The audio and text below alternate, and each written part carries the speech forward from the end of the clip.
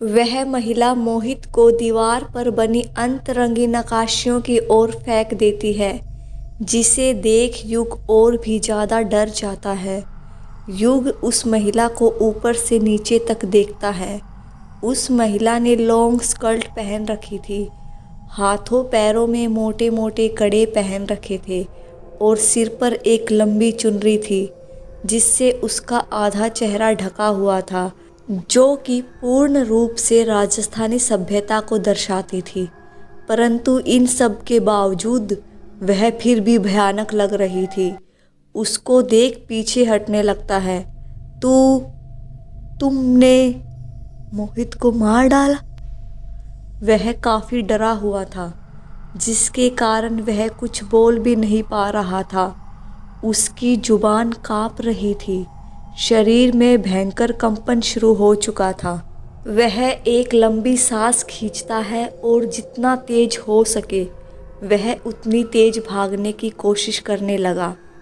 जिंदगी की यह रेस उसे उत्तीर्ण करे या अनुत्तीर्ण, शायद आज उससे उसका कोई भी मतलब नहीं था। यदि था तो स्वयं को किसी भी तरह से उस महिला से दूर रखना।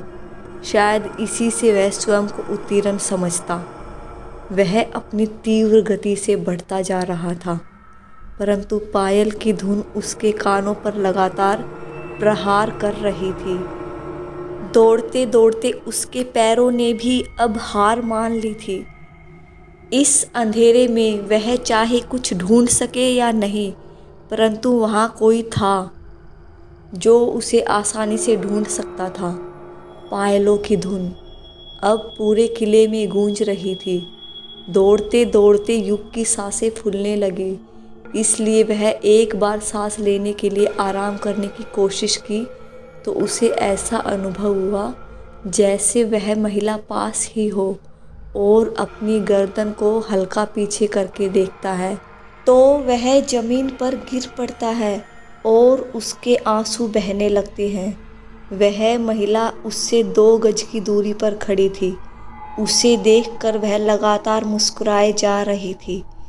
युग को अब सब समझ आ गया था कि वह यहाँ से अब बचकर नहीं निकल सकता। शायद ये उसका आखिरी दिन होगा।